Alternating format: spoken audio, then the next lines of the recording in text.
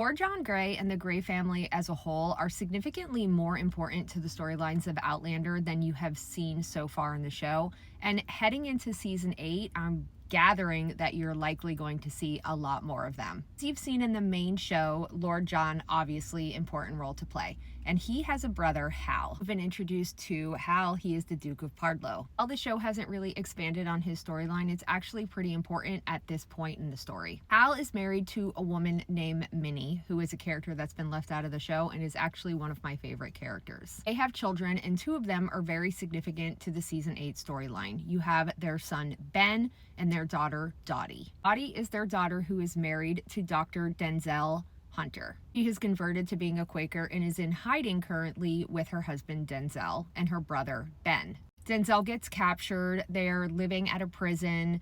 Dottie loses her child and they escape with Dottie's brother Ben, who is a deserter from the British Army. When Ben deserts the army, he fakes his own death, and Hal, John, William, everyone thinks that he is deceased and that he has a widow that goes by the name of Amaranthus.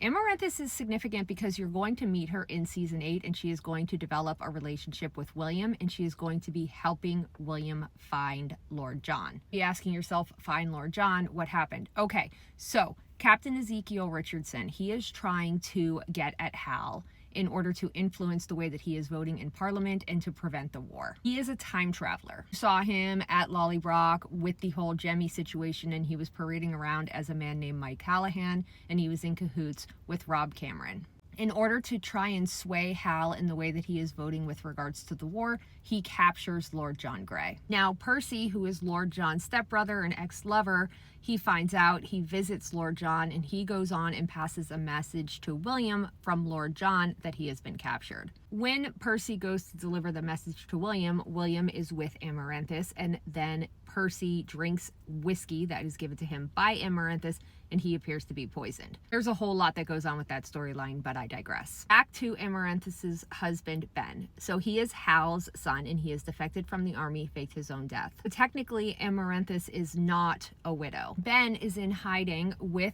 Denzel and his wife, Dottie, because at this point now, Denzel has escaped from the prison where he was being held. William is going to show up at Fraser's Ridge and ask Jamie to go with him to help rescue Lord John. It's the clip that we saw in season 8 of him riding up to the ridge. This is why. This is also interesting because I'm wanting to see how season 8 is going to play out the dynamic between William and Amaranthus. Basically, William's cousin Ben is still alive and Amaranthus is, we think, his wife. At least that's what they say. But William has feelings for Amaranthus, and that's a whole nother story. Since there has been no casting news on Ben or Dottie, I'm very interested to see how season 8 is going to introduce Amaranthus. And honestly, just how they're going to tackle the whole storyline of how Captain Richardson and Lord John being captured, I'm thinking is probably going to take place at the start of the season. All that to say, in the books, the Greys just have a much more significant part in the story as a whole, not just Lord John.